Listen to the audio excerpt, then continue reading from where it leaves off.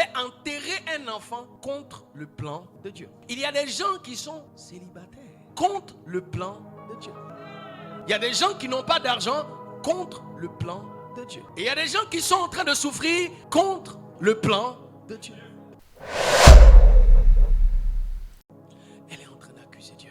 Ce que nous savons, c'est que le plan de Dieu n'avait pas prévu que le deuxième ou l'enfant décède. Mais puisque nous n'avons pas d'explication à propos du premier, on peut supposer qu'elle-même, de manière contextuelle, avait donné à Dieu peut-être une action de grâce pour une situation qu'elle n'avait pas contrôlée. Ce n'est pas parce que tu ne peux pas contrôler que la situation est presque inévitable qu'elle vient de Dieu. Et j'aimerais dire à quelqu'un qui entend le son de ma voix, quel que soit ce que tu vis et comment la circonstance se passe, bats-toi pour la contrarier. Parce que si les projets que j'ai formulés pour toi ne sont pas des projets de malheur, mais sont des projets de bonheur pour te donner un avenir et de l'espérance, ça veut dire que si le premier est décédé, c'est un malheur que je n'ai pas prévu dans mon plan. Et si le deuxième est décédé, c'est aussi un malheur que je n'ai pas prévu dans mon plan. Alors pourquoi ça arrive quand Dieu n'a pas planifié? Mais c'est pas parce que Dieu a planifié une chose que ça arrive. Et c'est pas parce que Dieu n'a pas planifié une chose que ça n'arrive pas. Ça n'a rien à voir avec Dieu. Est-ce qu'on communique ensemble? La deuxième fois n'a pas arrivé. Et elle n'arrivera pas au nom de Jésus.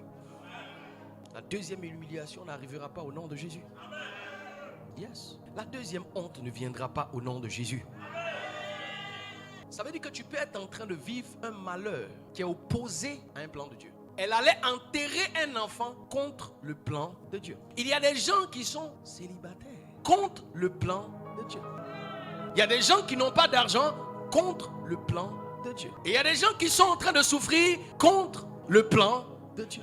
Et il y a des gens qui sont en train d'avoir l'impression que Dieu est en train de les humilier contre le plan de Dieu. Puisque cet enfant était décédé et Jésus est venu ressusciter. Donc la dame était en train d'aller enterrer l'enfant. Jésus était à une certaine distance. Tu imagines, il ne se déplace pas à moto, à voiture. En avion, il se déplace à pied. Ça veut dire que dans le chronomètre de Dieu, Christ, quand il décollait de la première ville, avait prévu un timing pour intercepter le cortège funèbre avant qu'on ne dépose l'enfant dans la tombe. Alors que nous savons que chez les Juifs, quand une personne décède à 9h, au plus tard à midi, il doit être enterré.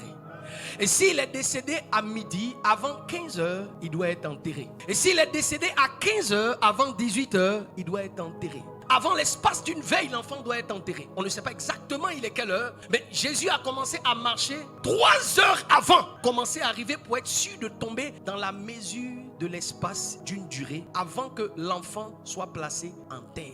Donc elle allait enterrer son enfant contre le plan de Dieu. Fermer une entreprise peut être contre le plan de Dieu. Sortir d'un lieu où Dieu t'a placé peut être contre le plan de Dieu. Yes. Beaucoup de choses qui te paraissent être des volontés divines sont parfois contre les volontés de Dieu. Et il fallait que Jésus vienne nous montrer que des fois, même la mort que personne ne peut arrêter ne vient pas de lui.